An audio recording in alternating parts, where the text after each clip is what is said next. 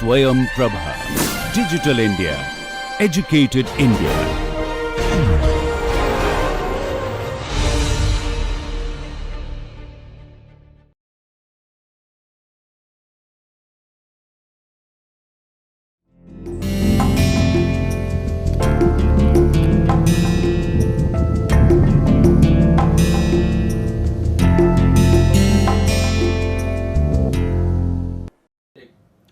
Welcome to the final lecture in our study of kinship and family in India. This lecture will look at the idea of multi-species kinship or kinship and kinning with non-humans. It's a complicated idea, something that we may not have thought of, but something that marks our interaction and our process of being at the everyday level. While we look at the idea of kinning with animals and non-humans, maybe robots and cyborgs or aliens itself, we are beginning to go into a new era of kinship studies where the idea of biology and culture itself is being desiccated. Thus, the initial difference between nature and culture now is up for newer imagining and critique. We don't speak of nature in opposition to culture, but we speak of what Donna Haraway speaks of in the sense of the nature culture. One word, nature culture. Nature cultures are spaces where we do not differentiate between the idea of what forms biology or what culture makes of biology. Instead, we are looking at what is available from our vast resources of everyday experience to think of kinship, and our sense of relatedness. Here, Janet Carsten is becoming a very important node of analysis. Carsten's idea that we have discussed in a previous lecture on relatedness is now becoming our most important tool to think of how we can imagine our contemporary nodes of relationships and meaning. Here, our interpersonal relationships are not only those marked by particular codes and symbols, but those that we ourselves define.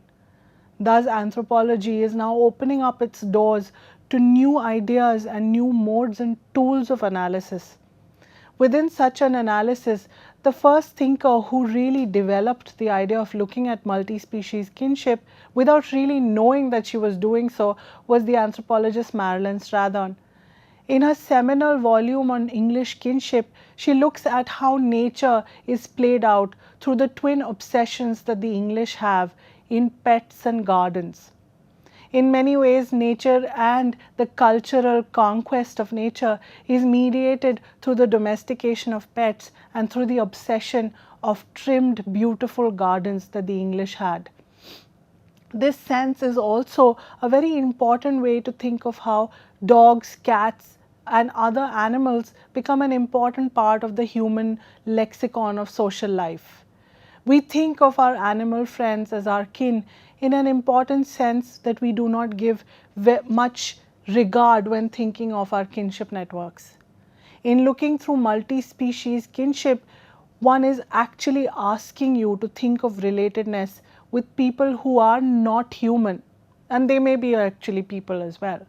Thus, the conceptualization of the non-human is not restricted to animals alone, but may be largely and all-encompassing to look at how we think of how we live our daily lives. Most importantly, the focus on multi-species kinship aims to include the non-human in the idea of kinship. Thus, in one of the books that we will do in this course by Radhika Govindarajan, she deliberately attempts to look at how animals think. She imagines that animals too have agency and may want to conceptualize their sense of self as well. In that sense, the difference between biology and culture, wild and domestic, or animal and non-human, human and animal becomes absolutely irrelevant. We are now moving towards a point where we think of kinship and kinning as so encompassing that we can make kin of everyone. This is exactly what Donna Haraway says in her latest book on kinship, saying that you should not make babies, but you should make kin. In an attempt to save a planet which is fast depleting and dying on us, Donna Haraway suggests that we should now aim to bring kinship and become kin with all those who inhabit our world space. This means actively engaging with our lived environment rather than destroying it. Here, she is asking us to make kinship with trees, animals, germs, bacteria that form our lived selves. In our attempt to destroy and overcome and overpower nature, we have become a domineering culture that does not think of all those who inhabit the planet. Kinship may have an answer to curtailing the way in which the earth and the environment is headed towards disaster. Making kin, according to Donna Haraway, is an important way in which we will take others seriously. Because ties of blood and marriage remain the only serious nodes of our understanding of ourselves, Haraway, Strathern, Radhika Govindarajan and others suggest that we must move towards an attempt to look at others also who become part of this lexicon of belonging. Thus, interestingly, in Strathern's work on British kinship, nature is mediated through our control of it. However, nature also overpowers and overcomes us. Thus, thinking of nature cultures, Strathern suggests partial connections. She says that oppositions of nature and culture do not always work in the way we think they should, but actually are connected to us through this sense of the partial connection of our bodies and selves that we share with others. If you see in the idea of the partial connection, the resonance of sharing and of shared bodies and substances again comes up. Thus, relatedness marks the way in which we think about our close kin and kinship. Relationships are not just marked in stone and in oppositions, but form an essential way in which we mark our fluid sense of self. In that sense, the West itself is reconfiguring its idea of individuality. To be part of a community and to invest in the communal nature of living means to let go of a sense of individuality that is both harmful and destructive. To be part of a community of a social whole also means to look beyond humans and to encompass those who we share the environment and our surroundings with. This is also essential in the way in which we think of ourselves and of our communities in a more dynamic and fertile way. Thus, in Donna Haraway's Companion Manifesto, she talks about the intimate relation that humans share with dogs as a starting point to think of kinship with multi-species. Dogs remain the most important aspect of human navigation with their own sense of self. Dogs, as they are imagined in human relationships and as they truly are, become an important way in which to think of how kinship can be reframed.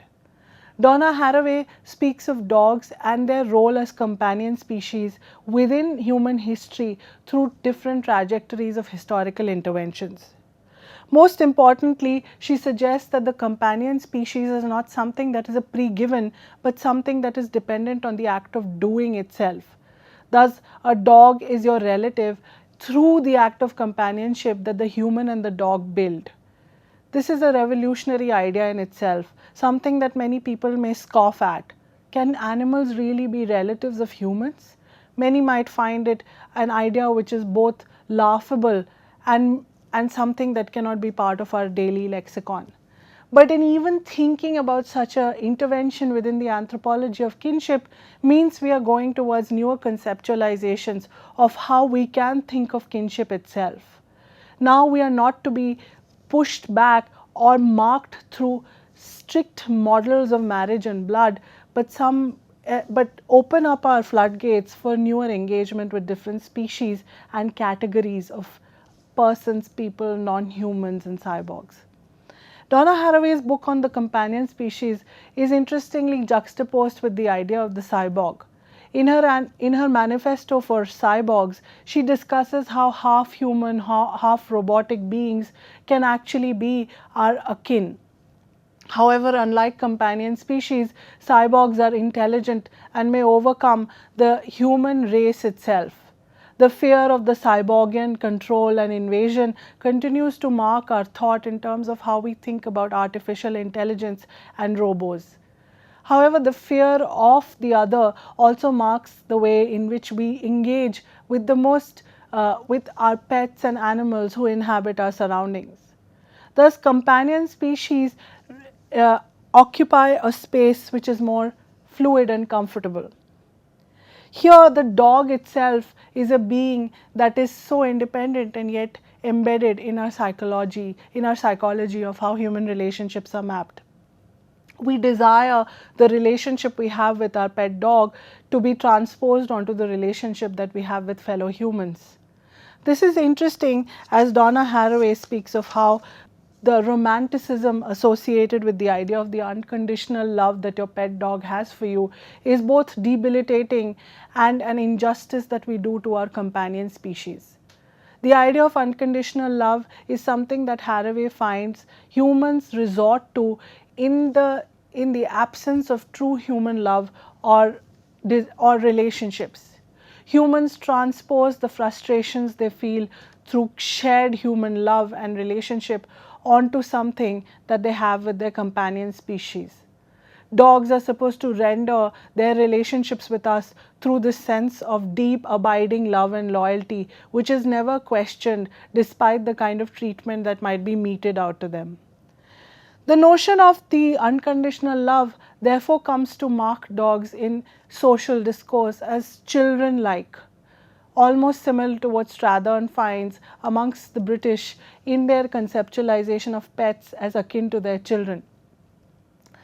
In this sense, Donna Haraway finds that companion species are rendered into kin by making them into biological, childlike notions of petting and upbringing. This form of biosociality that we have discussed before in an earlier lecture makes for very deep unhappiness. Biosociality as a concept links people through the idiom of biology. In an earlier lecture where I discussed the medicalization of kin, biosociality seems to mark out relations based on the sharing of technology and medical expertise. Thus, interestingly, when organ donors give their organs to recipients, the relationship formed with a deceased donor and a surviving recipient becomes a mode of biosociality. It is navigated by the transference of that particular organ. Within the understanding of multi-species kinship, biosociality becomes also very important in looking at how we think of our other companion species. Dogs, cats, horses, birds, fishes all become part of our understanding of domestication and petting. However, according to Donna Haraway, when biosociality comes to be marked by this particular idea of unconditional love, we again impose certain rules of kinship and affection onto the idea of how we should relate to our multi-species.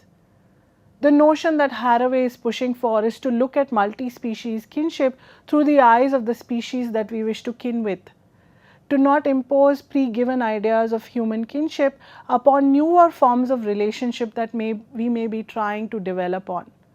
Thus, our relationship with our pets has to follow a fluid mandate and not one that is predefined by our social desires of love and kinship. In that sense, breeders of prized dogs understand that unconditional love is a mirage and something that humans forcibly impose on their companion species. Moving away from such forced renditions of biosociality, where again cultures and pre-given ideas of nature impose themselves on particular humans and their everyday interaction, becomes an essential mode to rethink kinship once again. We are heading towards a new era where we seek kin amongst our lived relations and not through particular codes of understanding and framing.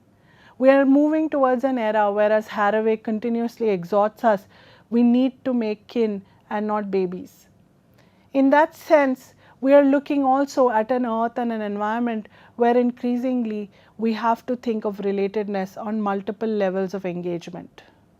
In that sense, companion species offers us new modes of thinking through how we can think of those we are close to.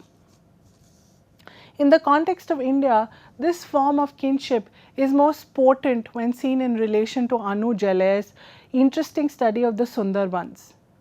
Anu Jalai's study is very potent in thinking of how we constantly live with others who are kin to us but not traditionally marked by kinship. Jalai's study of the Sundarbans makes for an interesting reading of how the forest marks the lived realities of the people who live close to it. Thus, the tiger in the Sundarbans is kin in the shared space and shared food that the forest gives. Anu Jalais talks of the myth of the Bon Bibi, who is worshipped by the locals to protect them from the wrath of the tiger and of the vicissitudes of the forest. The Bon Bibi, or the forest goddess, is a particular rendition of how the forest becomes animated by its own personality. The story of Bon Bibi is particularly interesting in thinking of kinship in its various multi-species form. Jalais mentions how Bon Bibi comes to be part of a very interesting myth where she is abandoned by her parents in a forest and brought up by a deer as a surrogate mother. The deer supports the young girl through her childhood, and finally the child is called upon by Allah to protect the forest from the vicious attack of Dokhin Rai, who is the tiger human demon. This myth then comes to mark Sundarban residents' engagement with the forest. It is important to understand that nobody is good or bad within such a setting. Everybody must live in a precarious and harsh environment where everyday survival is of utmost importance. To be able to survive and thrive in such a setting means to respect each other's rights to land, environment and forest commons. One of the reasons why Bon Bibi is worshipped in the Sundarbans is because she gives the right to the forest to all dwellers. She does not choose or pick anyone or anyone else, but provides both the tiger and the human with rights to the forest. The Bon Bibi is considered mother to both humans and tigers and all the other beings who inhabit the Sundarbans. This particular rendition of Sundarban eco-activism and survival makes Anu Jalai's work very interesting in mapping how we think of multi-species kinship and our idea of relatedness. Thus, in the Sundarbans, tigers and humans share the same produce from the forest. They eat the same animals, the same fish, and live on the same land. This makes them kin in very interesting ways. Jalais suggests that the conceptualization of relatedness that Carsten discusses can be used to understand how the Sundarbanians think of their relationship with the forest. Thus, a Sundarban man and woman is brother or sister to the tiger. They eat and produce from the same resources and therefore must respect each other. This respect means that the role of what Anu Jalais identifies as the tiger charmers becomes a very important node to think of Sundarban living. Here, sustainability and kinship go hand in hand. Thus, sharing in the produce of the forest is very important also in relation to how we think of the environment that these people share in. The harsh environment of the Sundarbans is something that marks shared relationships as well. Both the tiger and the humans navigate the precarity of the Sundarban ecosystem, and they both contribute to it. Thus, relatedness is inevitable. This is seen in the role, as I mentioned earlier, of the tiger charmer who mediates between humans and tigers in very effective ways. No particular trip to the Sundarbans, especially dangerous trips to collect honey or wood, can be complete without the support of the tiger charmer. The tiger charmer has become so only through dreams of Bon Bibi. It is a calling and not something that a person chooses to be. A calling to be a tiger charmer means to respect the forest and its produce, and most importantly, to worship Bon Bibi and the tiger who occupies the forest. There are certain rules that Anu Jalais identifies all tiger charmers must follow to make up for the fruitful interaction between humans and non-humans. One of the things that the tiger charmer should be is be extremely humble and peaceful. He should never proclaim to the world that he is a tiger charmer. It is a role that is bestowed upon him and not something that he has demanded or chosen. This respect comes from the respect of the forest commons. The forest is like a home, just like we inhabit homes. This idea of the shared home and hearth therefore becomes very important in navigating the produce of the forest. The tiger charmer must always respect the forest before going in, paying it due obeisance, respect and prayer. Alongside, the tiger charmer must follow certain pre-given Islamic precepts, such as not go into the forest on a Friday, worship the forest floor before entering it, not eat pork or crabs which are not allowed as per Islamic practices. The tiger charmer must respect these rules in respect of Bon Bibi. Interestingly, in respecting these ritualistic codes, the tiger charmer must also protect those he takes to the forest floor. Harmful and risky travels, such as those including honey and wood cutting, involve precarious negotiations with the Sundarban forest floor. Before entering the forest, the tiger charmer must touch the forest floor with his hand and check the earth. Checking the earth is an important practice to understand how the tiger feels. These may seem ritualistic, superstitious practices, but for the Sundarban dwellers, these are important negotiations that they deal with in thinking of the forest and its inhabitants as their kin. Thus, any trip that leads to the tiger charmer's hesitance in entering the forest is immediately cancelled.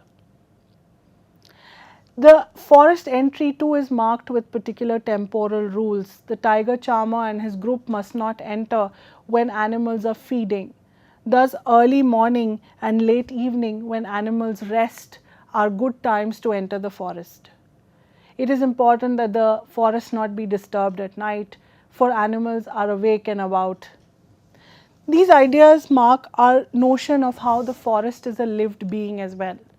We refuse to therefore accept that nature is always under the control and overbearing destruction of culture.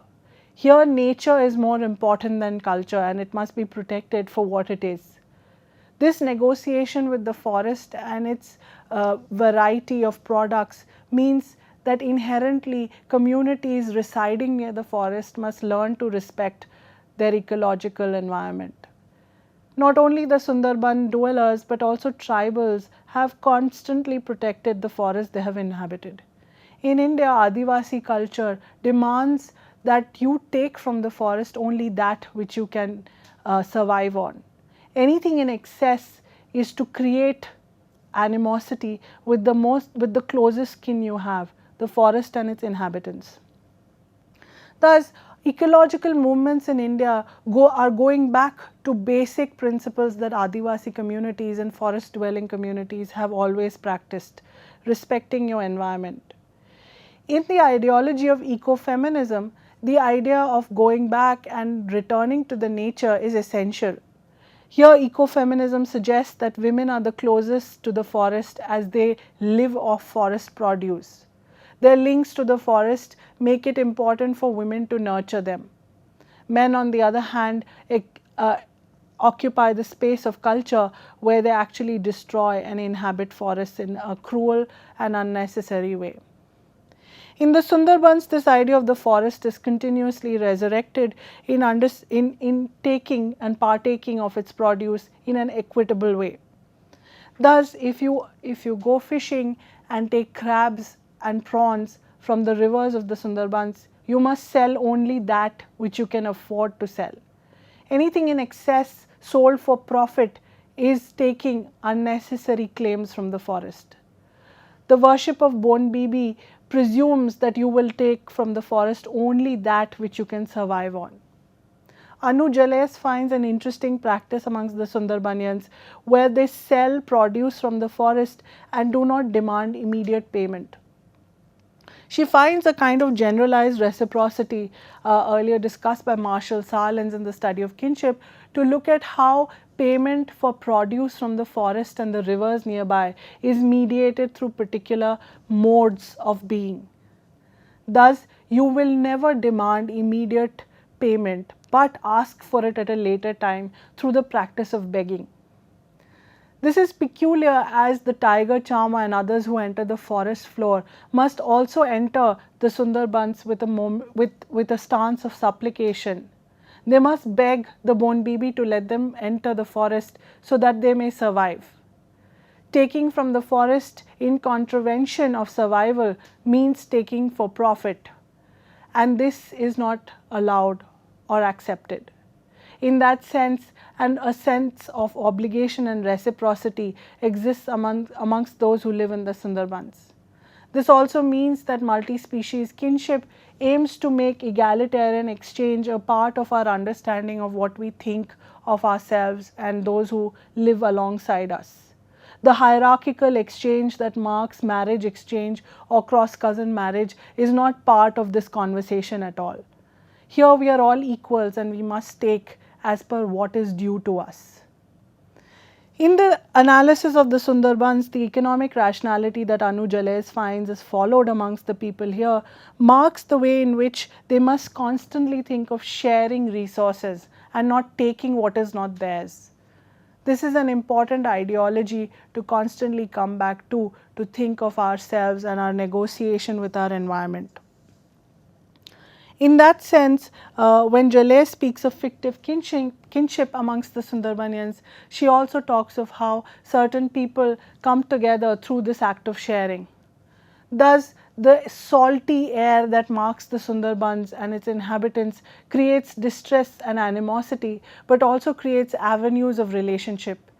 Because all those who live there, including humans and non-humans, share in the same sense of distress and strife and difficult negotiations with the environment, they all come together in a notion of fictive kinship.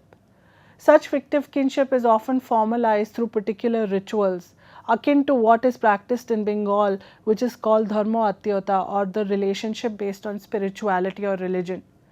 Here, the relationship built through particular rituals is important to link people in ways that are more important than things which we relate to blood. Thus, beyond blood, our understanding of particular notions of being become essential. Here, salt water or the saline air that inhabits the Sundarbans is an important mode of thinking through our kinship and kinning. As we go into studying further about multi-species kinship, we must imagine how we think of ourselves in relation to particular animals and pets. It is to this idea that we must come back to again and again when we conceptualize kinship. As we go into the next book, Radhika Govindarajan speaks of how multi-species kinship is here to stay. Her conceptualization of multi-species kinship is particularly emotive and potent in thinking of how animals themselves have a sense of agency and rationality. We should never forget that animals too inhabit multiple spaces and have a particular mode of being that humans may not necessarily understand or seek to understand. Radhika Govindarajan studies multi-species kinship in the hill town of Mukteshwar. Here, she looks at how different animals come to mark their relationship with humans and vice versa. In her notion of multi-species kinship, she again draws from Janet Castan's idea of relatedness to think of how humans and non-humans are entangled in a web of relations. These entanglements are not so simple and must be wrought and thought through different modes of being. Thus, multi-species relatedness emerges from an idea of difference and similarity, which is critical to how we think of kinship. Ideally, we have been speaking of kinship and family through a mode where similar people and similar ideas live together.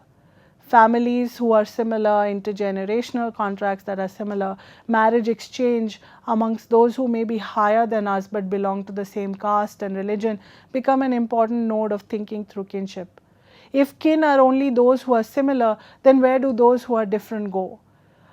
Do we only make kinship relations with those who are different based on ideas of fiction and friendship? Can those relations never be real?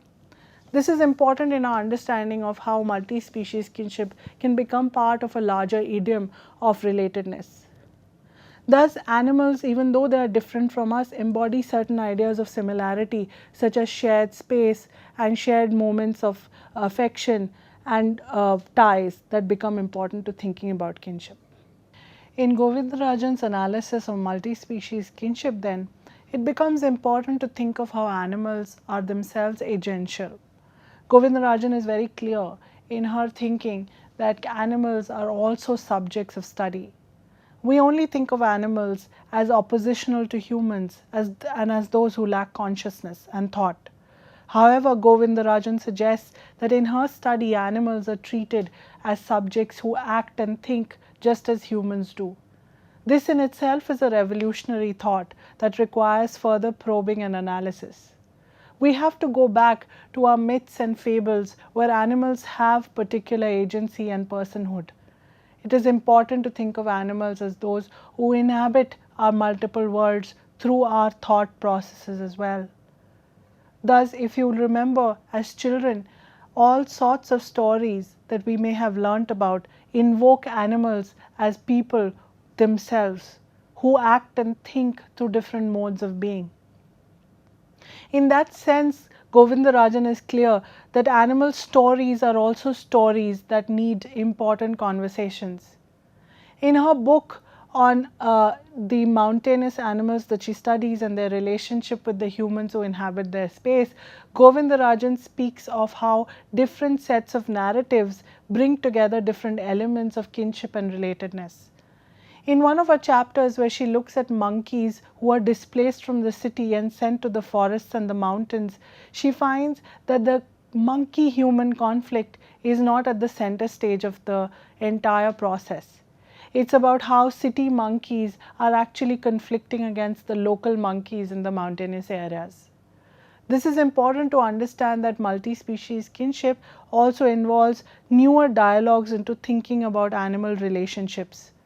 The man-animal conflict that we constantly talk about in terms of environmental protection and wildlife sanctuaries is not just the way it has to be rendered.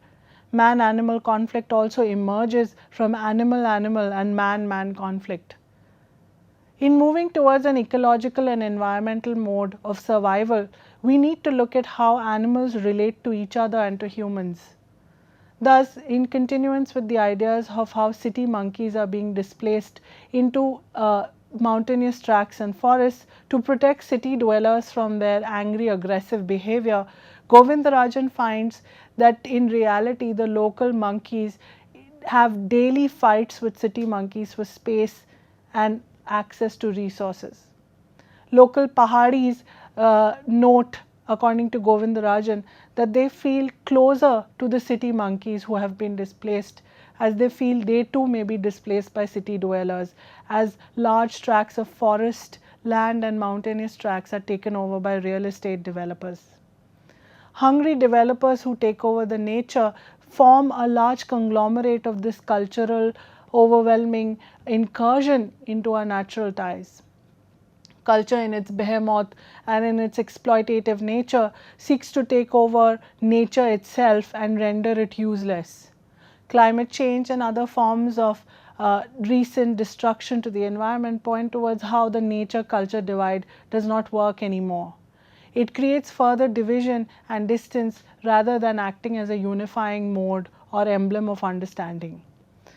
Multi-species kinship is also a challenge to sociology and anthropology itself, and to the idea of social determinism in thinking about how nature also conceptualizes and poses a major threat to how we think about culture. Thus, in Govindarajan's study, she finds that the sacrificial goat in the mountains who was sacrificed during the annual festival of the goddess seeks to be sacrificed. This is an important intervention in looking at how animal rights is being positioned through the ritualistic killing of animals in India. This is important also to think of how cultures mark themselves on animals and humans alike. Thus, in Govindarajan's study, she finds that Pahadi goats seek to be sacrificed to the goddess as part of the culture of being Pahadi. Here, outside goats may resist sacrifice, but the local goat actually becomes part of becoming a member of a social construct which looks at being a resident of the mountains as being closer to heaven. Thus, living in Mukteshwar does not only mean being just a mere resident, but being a resident closer to God.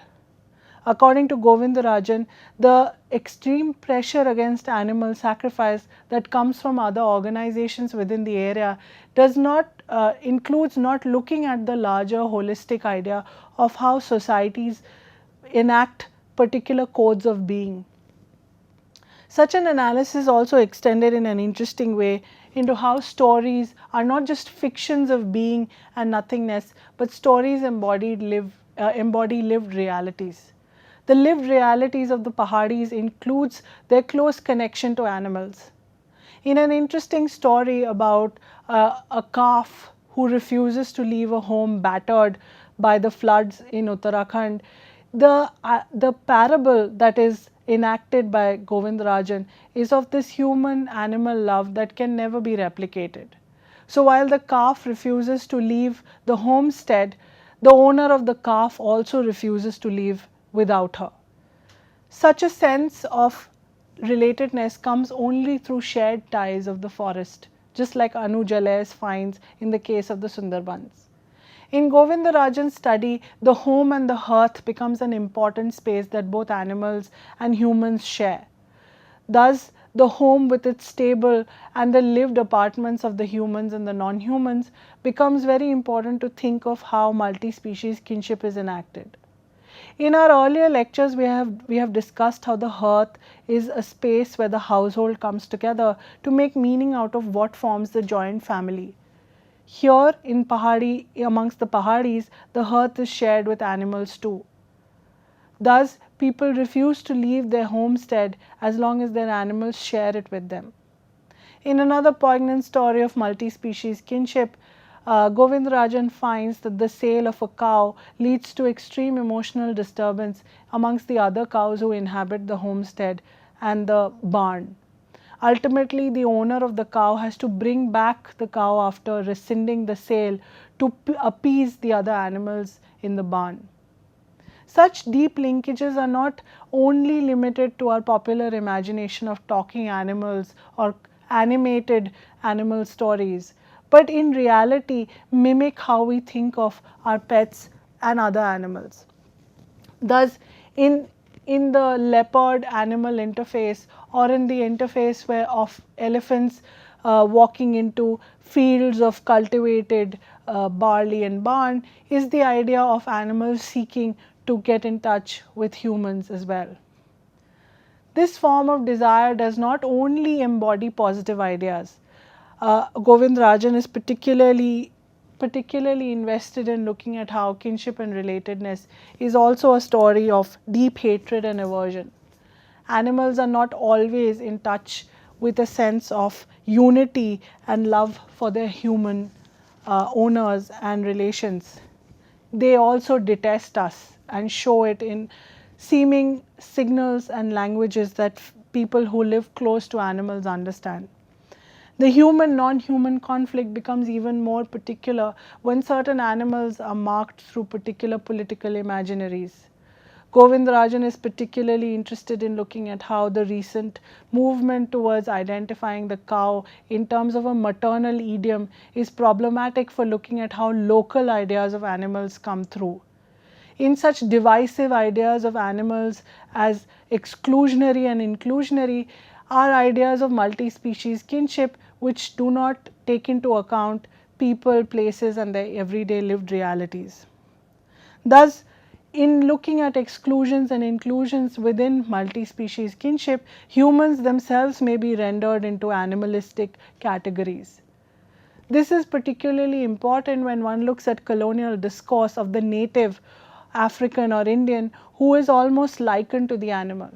This kind of distaste and hatred towards the animal and to the inferior human becomes a part of political discourse and rhetoric which then excludes and deems this exclusion justificatory. In looking through these mirages and sense of idealistic notions of kinship, Govindarajan pushes through the idea of how pahadiness includes both humans and animals in their particular sense of subjectivity. Thus, emotions, affect, feeling become important nodes of studying kinship. We must understand how emotion is an important node of looking at how we continuously make and unmake relatives. There is no particular tool to study emotions or affect, as we found in our earlier lecture on care and kinship, but it is important to think through these categories to be able to understand how we can make multi-species kinship as a lived reality. In such a sense, her analysis of different forms of kinning with animals, whether it's the sacrificial goat, the city monkeys, the holy cow, or the bear who elopes with a woman, are stories of different forms of meaning making. This kind of meaning making, according to Govindarajan, is not something that humans alone indulge in, but is something that is extended to other species as well. While respecting a new world where no one is different, equality ascertains the idea that we take into account species kinship with more seriousness. Thus, Govindarajan suggests that the idea of anthropomorphism is particularly important in looking through and analyzing anthropology in a new mode. Anthropomorphism, as she suggests, is the understanding of human-like characteristics that animals might possess and vice versa. We are all animals in our own sense, just like animals are humans in many senses. Our animalistic nature is often relegated to the idea of something that culture must control. However, in such conceptualization, we enter into what Govindarajan suggests is anthropo-denial, or an envy that emerges from multi-species kinship.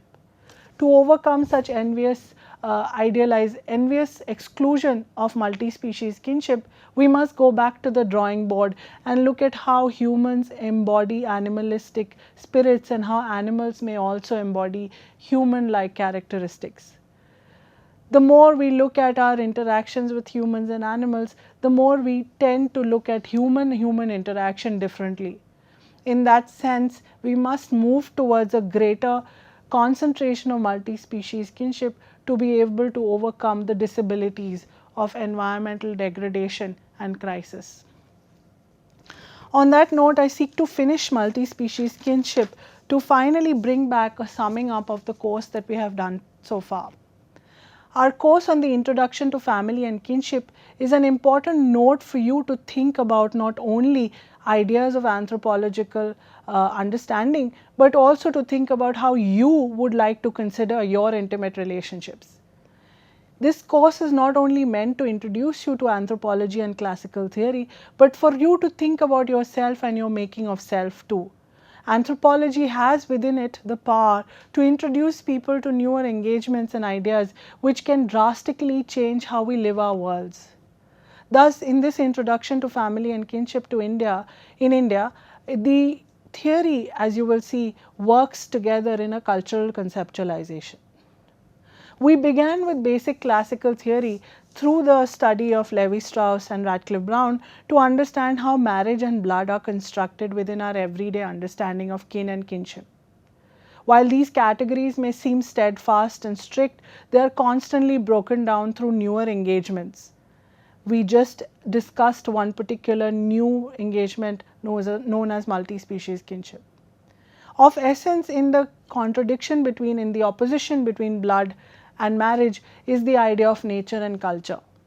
Nature and culture emerges from this definitional separation, which means that culture identifies nature within particular codes of biological relatedness.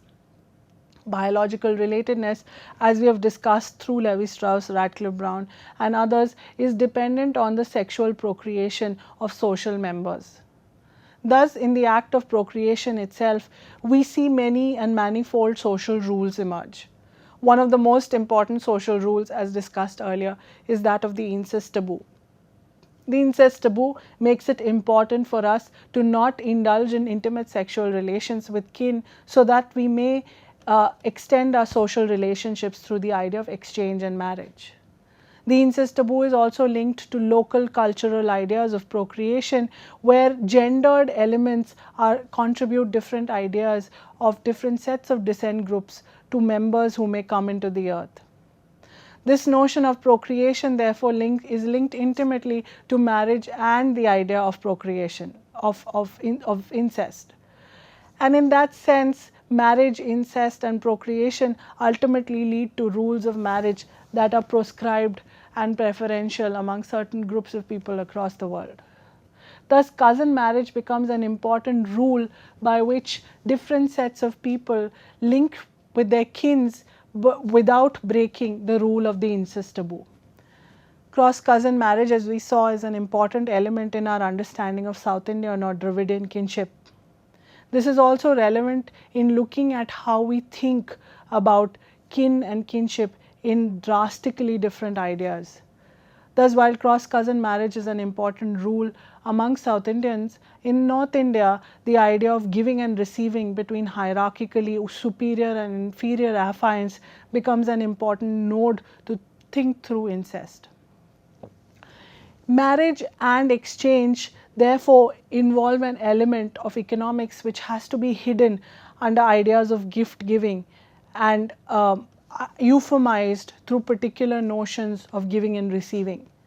The notion of gift giving becomes an important node within the anthropology of kinship to look at how economics works.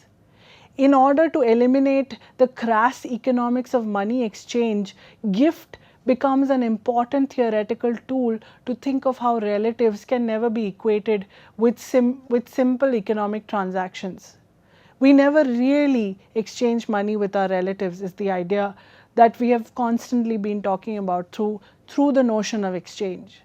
Marriage in its elemental definition of exchange between kin excludes the crass economics of money transactions to include the more pristine, pure idea of the gift of the virgin or kanyadan as it's seen in the North Indian context. However, this sense of euphemization does not always last as we go into the study of how joint family and household necessarily involves certain sense of economic transactions. The identification of the joint household and family therefore includes sharing property and income in common. When such categories are shared and get involved in people's rendition of the same, it becomes necessary to think through the economics of intimate kin and familial transactions. Most importantly, the introduction of a gendered study of kinship means that we look at particular ways in which the household and family can be exclusionary. The most important principle of exclusion works again through women when they become mere objects of exchange, just like other forms of gifts.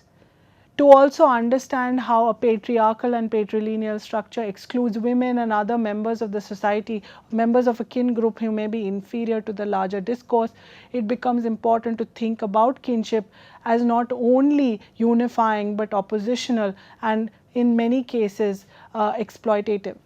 The household may be even more exploitative as it channelizes the labor of some members while giving merit and credit to others. This is seen emotively in the way in which the household shares its food and serves food in particular ways to girl children or boy children, or excludes other elderly members of society who have become redundant to the labor group. Thus, family and kinship again and again is not the only positive sense of being that we continue to think of, that we think of it in terms of our rendition of intimate relations, but has larger implications for the way in which we think of our relations and relationships. In its conflictual, diachronic and divisive sense, family and kinship occupies certain ideas of ambivalence and ambiguity that run through our lectures on care and kinship, on the introduction of technology and kinship, and on the study of new and alternative forms of kinship and kin-making. Thus, gay and lesbian families occupy a particular idea that we seek to understand in more detail. Gay and lesbian families provide an oppositional discourse to the understanding of biology, just like multi-species kinship does. However, as we see, many times gay and lesbian families fall back into the demands of biology by seeking to procreate children through the use of particular technologies such as reproductive technologies. This form of enactment and intrusion into the intimate sphere and into the idea of kinship itself becomes deeply problematic and needs to be constructed through particular paradigms which bring forth the conflict and ambivalence inherent to kinship systems. We are now interested in looking at how particularly excluded groups such as domestic servants, aging, parents seek to be part of an intimate circle that may exclude them through ideas of economic prosperity and necessity, while at the same time constructing an overarching idiom of familial unity and togetherness. The study of kinship and family is extremely dynamic. We are now forging ahead into an area which seeks to understand how the whole construction of fictions and the narratives around fiction itself is a fictionalized rendition. Is our understanding of blood and biology a fiction itself? The study of multi-species kinship suggests that kinship in itself is a fiction, going back to the way in which Snyder dismissed kinship in his work on the critique of kinship, suggesting that the biological assumption of sexual procreation means that anthropology has rendered the study of family and kinship useless. Are we back to a moment where we seek to re-engage with kinship through newer idioms, at the same time rejecting the classical anthropological idioms that we have been using till now? Is it to say therefore that cross-cousin marriage and the incest taboo will slowly become redundant in thinking about how we make relationships if we start making kin and not babies? If we follow through with Donna Haraway's cry to coming to save the planet, we will not be left with any sense of procreation ideologies, but newer forms of engagement that look at how kinship can be made and unmade. On that note, wish you goodbye and hope that you enjoyed this course. Thank you.